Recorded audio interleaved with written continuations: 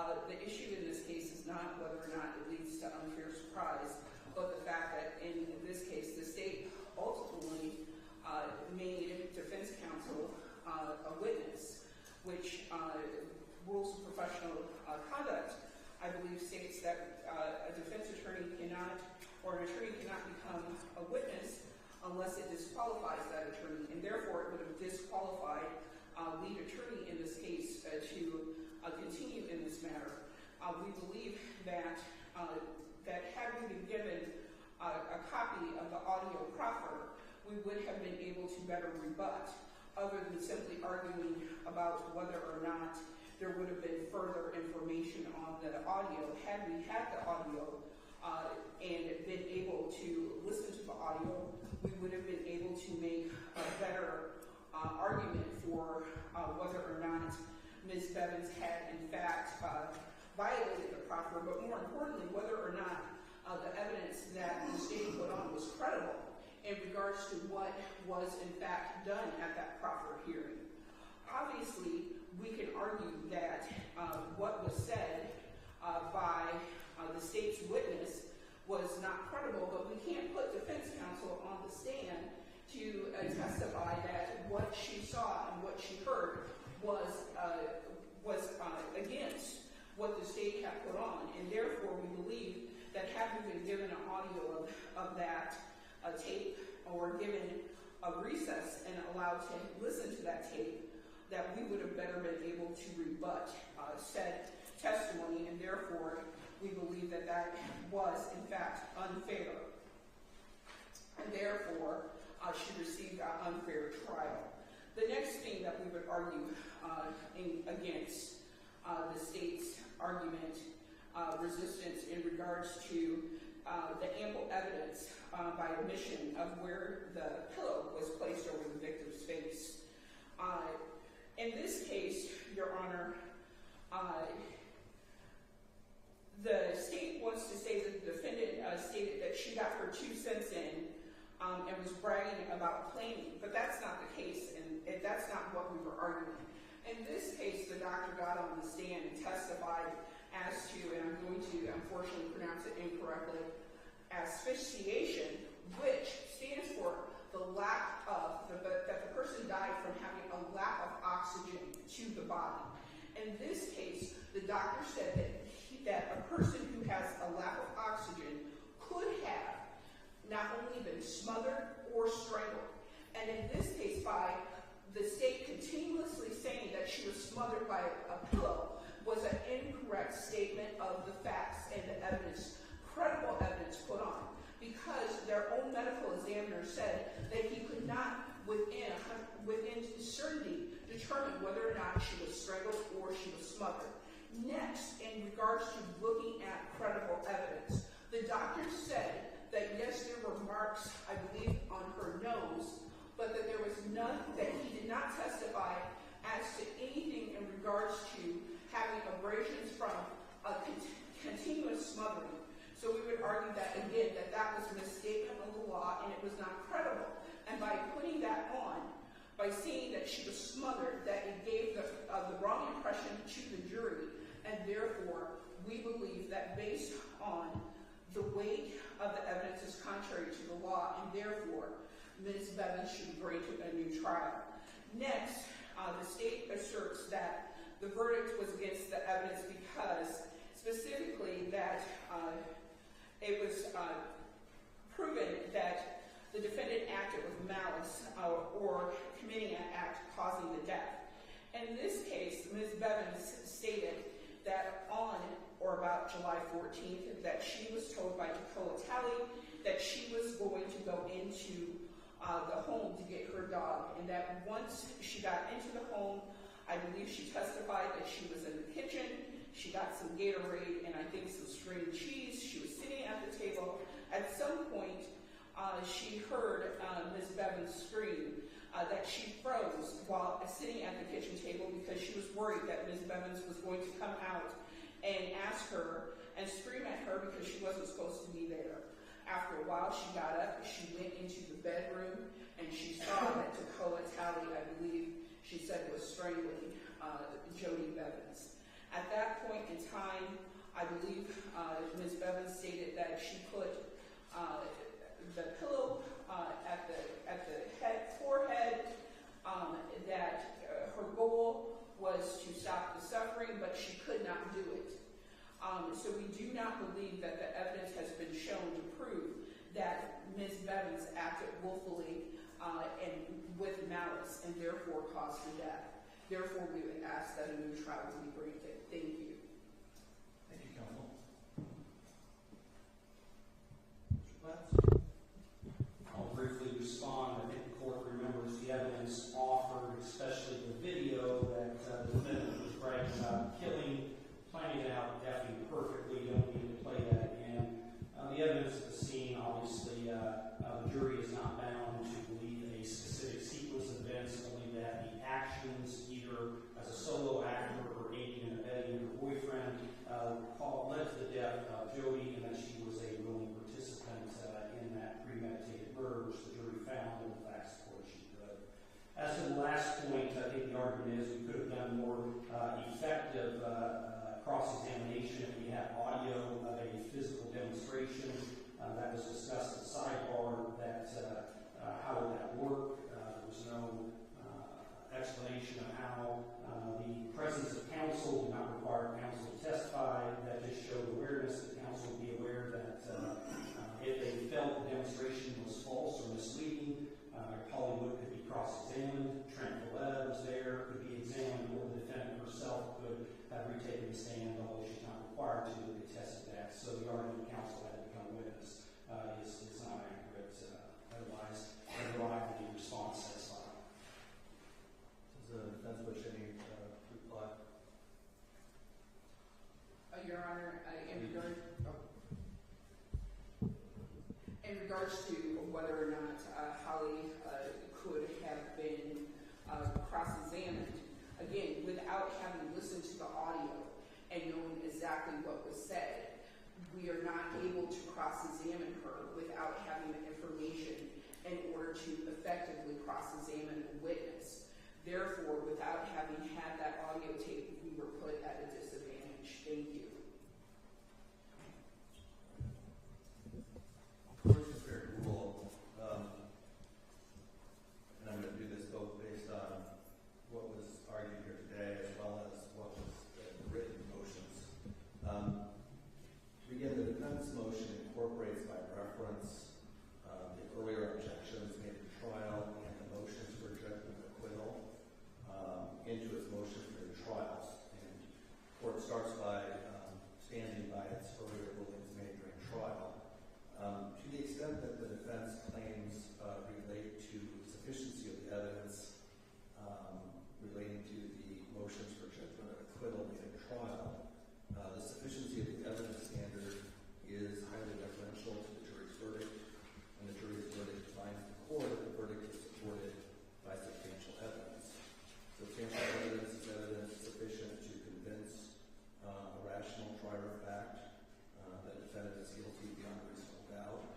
In determining whether the jury's verdict is supported by substantial evidence, the court views the evidence in the light most favorable to the state, including all legitimate inferences and presumptions that may fairly and reasonably be deduced from the evidence. Taken in the light most favorable to the state, the court easily finds that there was substantial evidence in the record from which a reasonable juror could conclude that on or about July 14th, 2022, the defendant acting alone or knowingly aiding or abetting another asphyxiated Jody Bevans, that Jody Bevans died as a result of being asphyxiated, the defendant acted with malice aforethought, and the defendant acted willfully, deliberately, premeditatedly, and with a specific intent to kill Jody Bevans. And so, to the extent the defendant's motion and the rest of the judgment and motion for the trial was premised on the insufficiency of the evidence, it's denied. More substantively, defendant seeks a new trial on the basis that the jury's verdict is contrary to the weight of the evidence. A verdict is contrary to the weight of the evidence where a greater amount of evidence, credible evidence, supports one side of an issue or cause than another. In a ruling on a motion for a new trial, the court weighs the evidence and considers the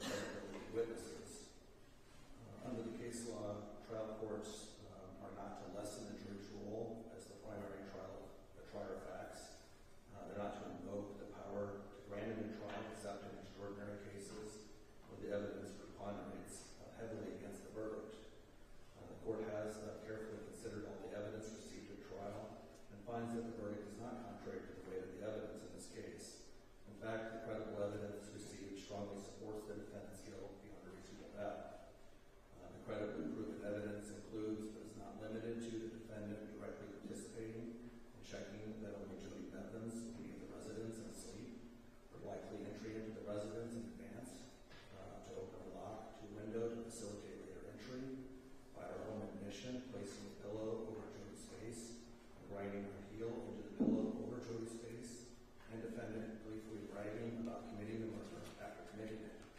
The evidence further establishes that Jody Bevans had an asphyxiation, and the defendant participated in the acts of killing her, both through her own acts and by her actions in aiding and abetting to co-tally.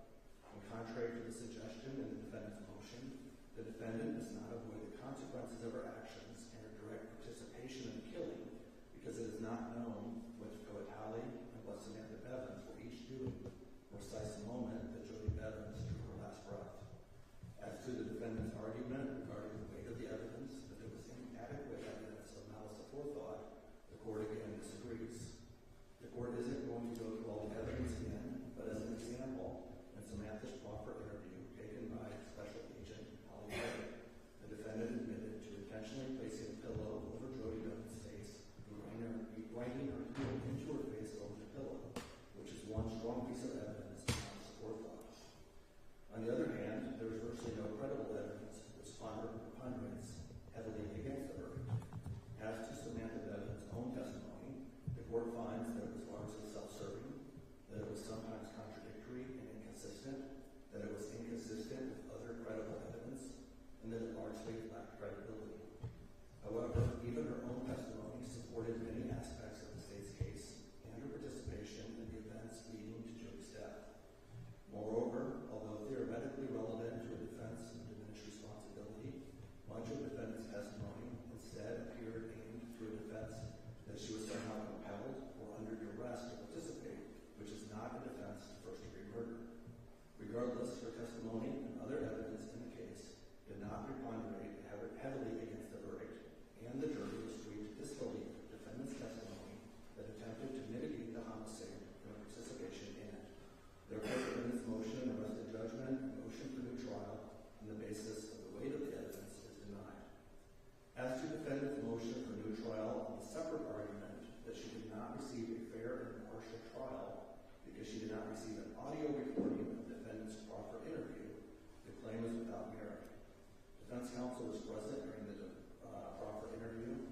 Further, there is no prejudice because the permitted rebuttal testimony at trial from Special Agent Holly Webb was limited to her demonstrating for the jury what Samantha Bevans demonstrated during the proffer interview as to exactly how she placed the pillow over Jody Bevans' face and ground her heel into the pillow over Jody's face.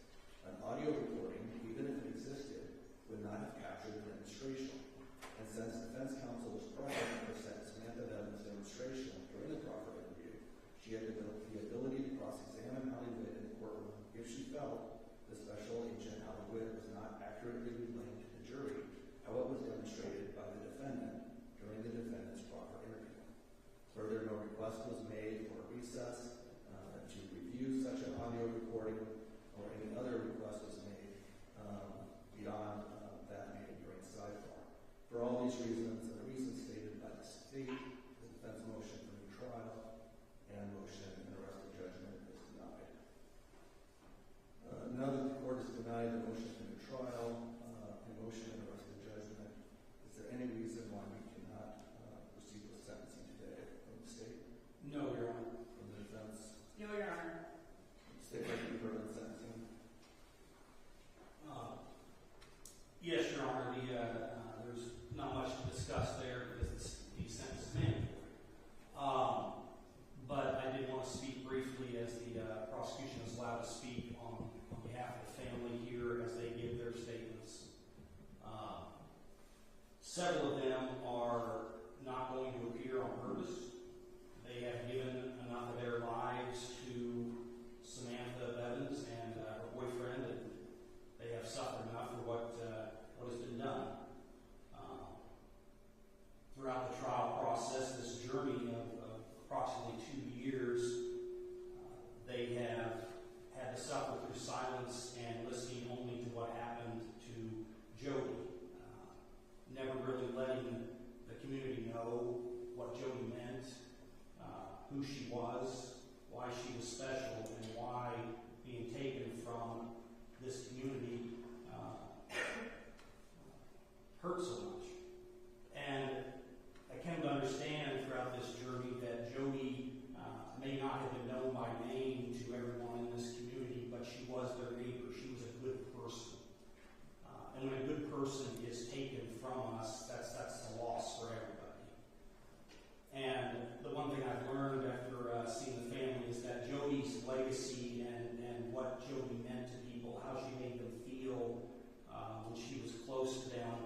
That's going to live on. That's going to be passed down through her children, her children's children, and their children. How Jody made people feel and who she was won't fade, but the least that can be done today is our defendant will go off to prison, and she will be forgotten, and her legacy will fade. It will not be passed down through family history, and that's a form of justice that we can accept. Thank you. Thank you, counsel. Would the defense like to be heard on sentencing? No, Your Honor. Ms. Bevans, now's the time of the hearing when you can address the court. You can say whatever you'd like to say, but you're not required to say anything. Is there anything you'd like to say today? Yes, there is. Go ahead. I just wanted to start off with letting you guys know that I do believe in Miss Jody. I love her very much, and I'm sorry that she's never going to be here again. I have a lot of memories of her too, and I cherish all of them with me for the rest of my life. And for the rest of my life, she will live on through me and in my heart through her. And I know she's taught me so many things, and I'm just very grateful for the things that she taught me. Her favorite flowers were blue pines. She was the only one that could grow them that year. She taught me how to garden, and she did a lot of amazing things for me and my family. And I'm just really, really sorry. And I ask for your guys' forgiveness. The devil comes to kill, steal, and destroy. And I've learned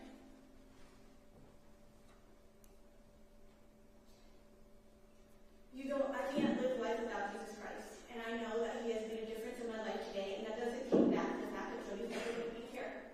But I'm asking you guys today to please forgive me. Forgive me for all the suffering that you guys have been through. Forgive me for all the pain. Because I love you, and I'm going to miss all of you guys. Jesus is the way, the truth, and the life. And He stands at all of your hearts. He knocks at the door and He asks you guys to open up your door into your heart and let Him in for salvation. The best is yet to come. Praise the Lord. In Jesus' name, amen. Thank you, Ms. Bevans. At this time, we will hear executive impact statements. Mr. Platts, which order would you like to have those heard? I have 5 individuals who wish to give statements, 3 of them live and 2 in writing to be read. The first one I'd like to start with is Davis McKenna.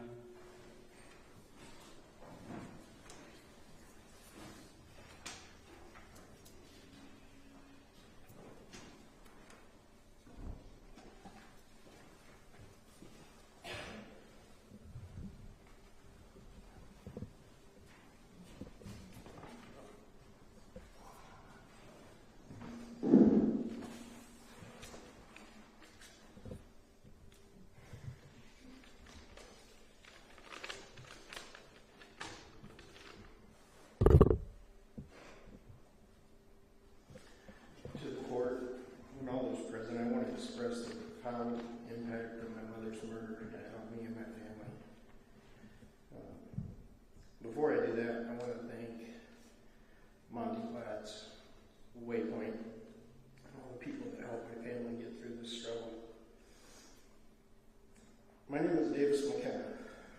McKenna is my mother's maiden name. My mother, Jody, was a kind, generous, and loving person. She was a healer, not just in her line of work, but outside of work as well. Always helping those in need. She was selfless, always putting others before herself, and always thinking about how her actions would make others feel. She was taken from us too soon, without a chance to say goodbye. Her death has left a void in not just our lives, but the world. They can never be filled. The loss of my mother has affected me in countless ways, and many of them I'm sure I have yet to even realize. I struggled to find joy in life as I once did, and I'm haunted by the events that took place during her final moments. I have lost a confidant, a role model. My life will never be the same without her. How am I supposed to heal? She gave me my name, the color of my eyes, and the smile that was once on my face. She is the one that taught me the true meaning of family. She taught me how to truly love someone, not just the good in someone, but their faults as well. Mom was always helping people and putting them first. And then this unthinkable horror happened. Hands that she once helped so many times over the years took away her last breath. Then Samantha saw it fitting to brag about it on Snapchat, and then lie and put a theatrical show on in court during trial, as if she hadn't put our family through enough, making it sound like she was the victim. Samantha, you're not the victim. My mom, Jody Ellen Bevans, was the victim. And in turn, we're all victims. Me, my children, my siblings, my nieces and nephews, all of my mom's grandchildren, her husband, Desi, my grandpa, my aunt, my cousins. We're all victims as well. It makes me ask the question, what's the point of helping people? Mom helped so many people and touched so many lives every single day. But this has made me not want to help people, not to trust people, or even be around people. I am a darker person now, which is a tragedy within itself, because it's the complete opposite of what Mom stood for. It's been 701 days since Samantha planned and ultimately killed my mother in cold blood. Not a day goes by that we don't think about it. 701 days trying to hold back tears, anger, and sadness. But today, we as a family can finally turn the last page of what has been the worst chapter of our lives. Today, we can finally start to try and move forward. The world became darker for us all that night. Tomorrow started without her, and the sun rose and found our eyes, just never to be as bright.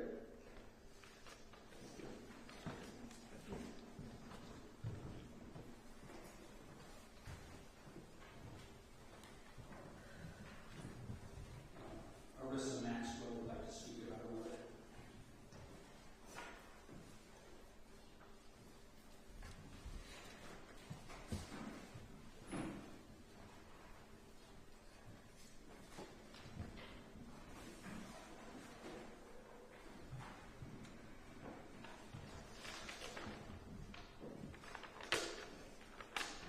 We'll see how much of this I can get through.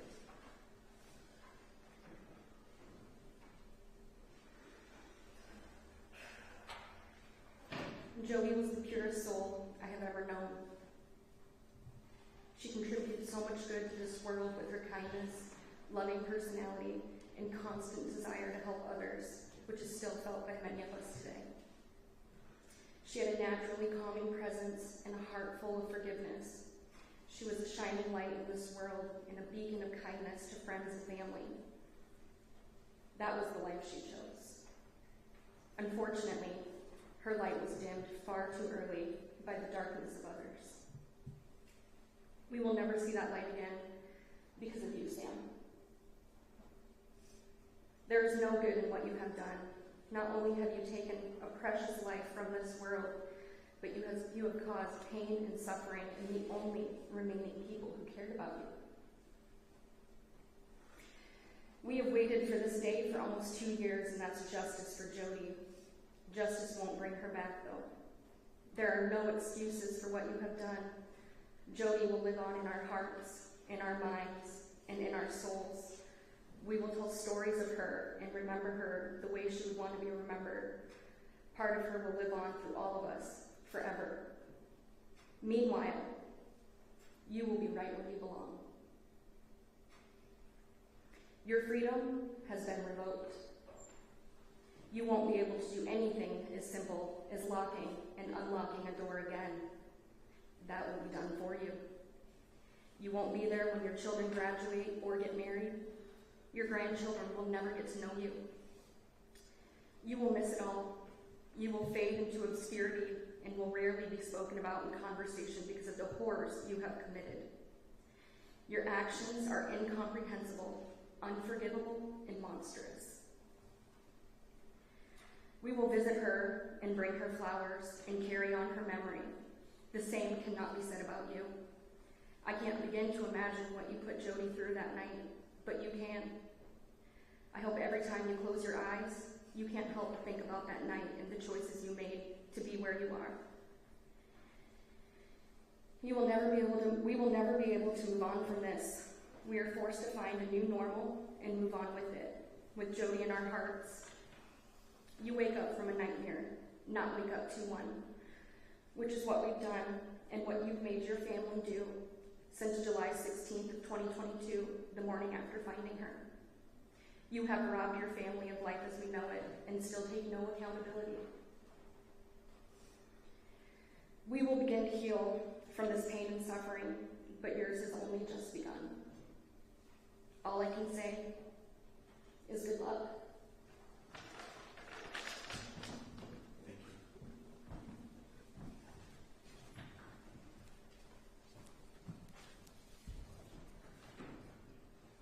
Stephanie Dooley, daughter, wishes her statement to be read by Penny Galvin, our advocate.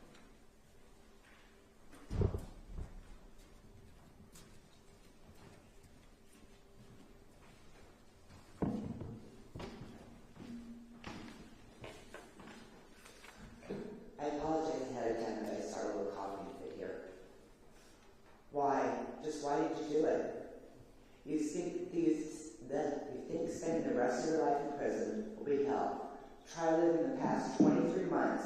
Try to wrap our heads around what you did to Jody. How she suffered. How you so brutally murdered her and then made a celebratory video. It's just sickening. She never hurt a soul, never did anything bad to anyone. Why would you do this? Did you actually think you would get away with it? Did you think about Dad, your kids, your siblings, finding her like that? Or were you just too caught up in the moment to think about yourself? Did you think about the consequences for all of us and the impact this would have on our whole family? She loved you. Why would you do this? All you have now is life in prison and will forever be known as a murderer and a liar. Did you think how this would impact all of us, especially Dad and your kids? I never, ever could have possibly thought you could do something so horrible until I saw your testimony and lies. Absolutely no remorse and no tears. I never thought this could happen to our family, or that you could be so evil. Every time your cell phone sun shut, or every time your cell door sun shut, I hope you see her face. I hope it haunt you until you find the dialogue, having no one to talk to and no one to turn to. May it be a constant reminder of what you did. Take an innocent life that did nothing but help you and take you in. Dad raised us all to be better than that. Death is final. Did you look her in the eyes? How long did she suffer? How long did you beg you to stop while you got your 2 cents in? What were her last words? How could you do something so evil? Did you think of Dad and Desi going back in the house? All the sleepless nights Dad cried himself to sleep, losing the love of his life. How could you do this? Did you know any of that while you were high on meth and so scared to COA? Yet you drove out of state to bail him out. You looked awfully cozy in your Snapchat videos. All you do is lie. You can't even tell the truth for the sake of letting us all know what really happened. The closure we need, just lies on top of lies. You are not a victim in this. You are just a pure evil soul. You find God, though? That's another lie. You never ask how your own kids are, because you're just selfish. But you found God, right? You're just sorry you got caught and didn't get away with it. You didn't even make it to California like you tried. The Samantha sitting here today is not my sister that I grew up with. We were not raised to hate someone that loved us and always helped us. The Samantha that I grew up with is dead to me. The Samantha sitting here now, today, will always be known as a murderer. Written by Stephanie Dooley. This next statement will be daughter Kelly Hughes. Kelly had the option to be here today and wanted to spend time with her children and her family, and did not want to give our defendant any more time away from her family. But she does have a statement she wishes to be heard. To the Honorable Judge Capros, I'm not here today because I'm out of town watching my daughter Ariella play in the state softball tournament. I do, however, want to give a voice to Jody Bevans. Jody was my stepmom, and she was also a wife, sister, daughter, mother, and grandma who loved life and loved her family. She was a nurse and not only enjoyed helping people, but she was an advocate for her patients. On the night of July 14, 2022, my family was camping at a campsite next to Dad and Jody's camper. Our family looks forward to our camping trips, especially when they get to camp next to Grandma and Grandpa. We both had boats and spent a lot of time together. Even though Jody wasn't a huge swimmer, or a very good swimmer, she enjoyed being out on the water. On the evening of July 15, we became concerned because Jody did not show up when she was supposed to, and we could not reach her. We loaded up the kids, my dad, and Desiree, and drove into their house in Palo.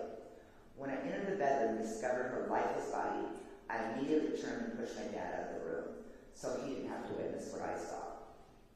Over the next 6 hours, my frightened kids waited in the vehicle while we made the phone calls to notify family and friends who started showing up at the scene. We finally left somewhere around 2 in the morning, and I took my dad and family to our house to get the kids to bed. After getting my dad set up to sleep on the couch, I tried to go to sleep.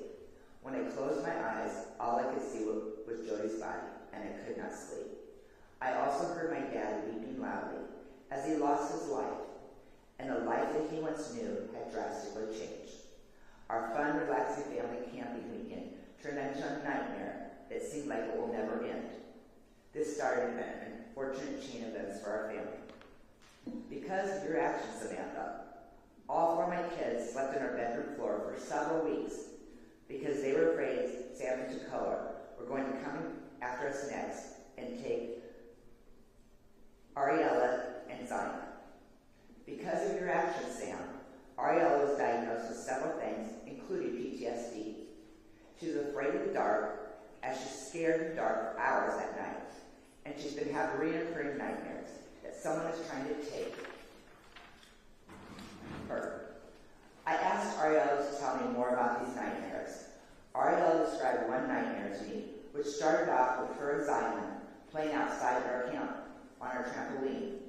She then said that Tacoa showed up and grabbed her, while you grabbed Zion. She said Tacoa stabbed her in the stomach, and Zion was able to run away. She then woke up. Ariella is a psychologist and a therapist now. Because of your actions, Sam, Zion tells me frequently that he misses Grandma Jody and talks about how much he loved her. He also has been seen by a psychiatrist, diagnosed with multiple things, including anxiety. He will never sleep in his own bed. He sleeps with us every night because he's so scared. Because of your actions, Sam, my kids are traumatized. Your senseless act left a giant hole in our lives. Jody was a bright light and was loved by so many people. I struggled to find the words impactful enough to describe the devastation this caused my family. My dad has not used his camper since that weekend. The camper set in touch with Jody's clothes still inside. We have a hard time going back to Sugar Bottom Campground, where we were all being watched by predators while you were planning your revenge. Because of Sam's actions, I am tormented by what Jody went through and how scared she must have been that night all alone, fighting for her life against 2 monsters. This is the burden I will carry with me for the rest of my life. I have a lot of questions from that night that plagued my mind. Did she see you coming? Or did you surprise her while she slept in what should have been a safe place, her bed? Did she scream out for help? Or was she paralyzed by fear? Did she beg you to stop? Did you threaten her just to get the key to the safe? What were her last words? Will you ever tell us the actual truth? Do you know the answers to these questions? Or were you too caught up in the thrill of the kill? I'm here today for Jody and to get justice for Jody. But justice doesn't bring Jody back. It doesn't allow us to talk to her, ask her advice, or to her happy little giggle again. It doesn't allow her to live out her dreams after retirement that she talked about. It doesn't seem fair. For us, justice does not exist, and closure does not exist. It feels like peace, understanding, and forgiveness will never come. Justice does, however, but this inhumane, cold-blooded killer away for good. Jody was the one person who was Sam's biggest cheerleader and wanted her to succeed while we all had our doubts. Sam, Jody wrote this card for you on Valentine's Day, 2022. Inside it says, Sam, I'm beyond proud of you. You are doing a great job of becoming your best you. Jody didn't have any ulterior motives or ask anything from Samantha. She just supported you. I remember how upset and disappointed she was when Sam started using drugs and bringing Dakota to the farm. Jody said, it sucks when you want her sobriety more than she does.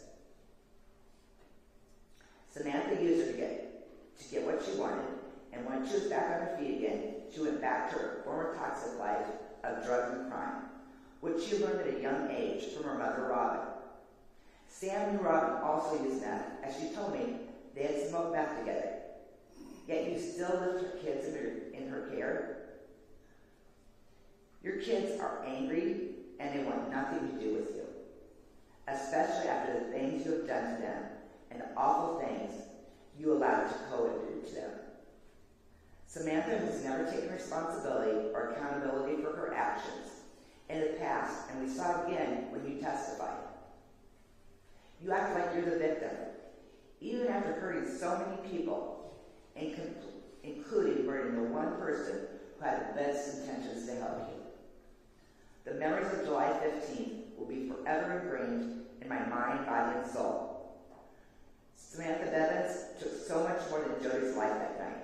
She took our sense of security and left our family with anger, PTSD, stress, and anxiety and depression, while we try to make sense of all of it.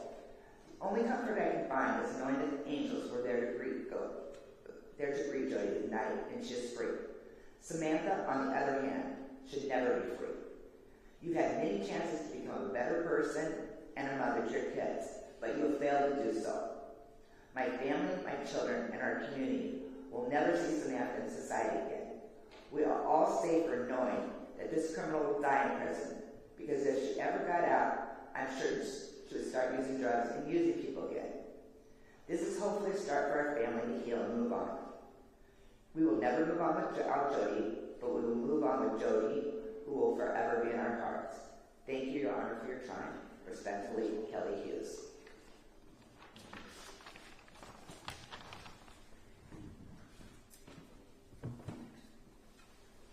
Judge, our last one is granddaughter Desiree Bevans.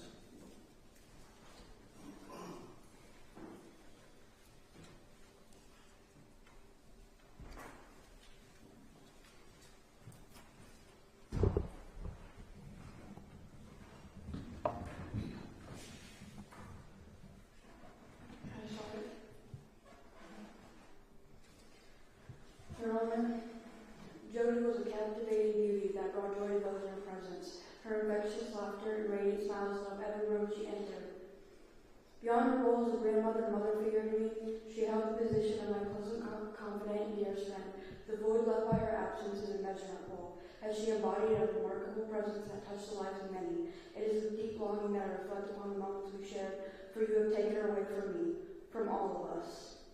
Jody's presence on this earth was deserving, as she selflessly extended her aid to you, Samantha. She She provided you with financial support and shelter, enabling you to work on personal growth and become a better version of yourself, both as an individual and as a mother. She played a huge role in supporting your children, supplying them with essential school attire, and even offering them a safe haven during the periods where you lost temporary custody. This situation has affected not only me, but also my siblings. Jaden, Jayon, Jamin, Atea, Ariella, and Zion. You allowed Dakota to physically and emotionally abuse all of us. You forced me, a 13-year-old child, to defend against him because you were too high on drugs to protect us. Your choices and decisions have left me and my siblings angry, and our lives have been damaged because of you. It is unfair that I am angry toward them, cowardly because of your actions. It is unfair that other children were able to grow up with loving and caring parents, while we were denied that stability. It is not fair that I am standing in this courtroom today. No person or child should ever have to endure this. I will carry the memory of these events for the rest of my life. After Jody's murder, I was terrified to open doors, fearing what I might find on the other side. The image of Jody's face that night and the moment I walked through the door and saw her lifeless body is forever burned into my memory. I ran out of the room and I will never forget Randall repeatedly saying, "What are we going to do without her, Desi?" The expressions on everyone's faces that night, July 13, 2022, are unforgettable. Jody will always be remembered, but you will be remembered only as proof that even God makes mistakes.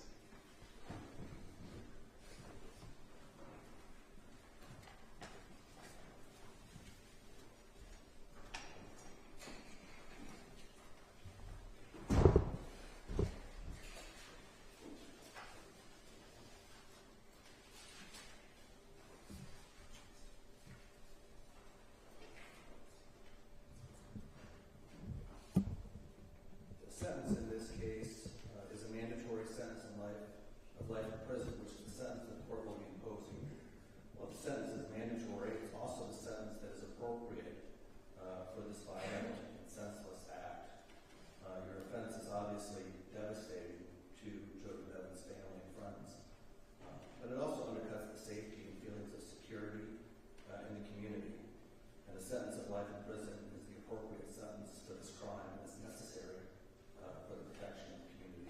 So at this time, the court adjudicates the defendant to be guilty of the offense of murder in the first degree, contrary to Iowa Code Section 707.1 and 707.2, sub 1A.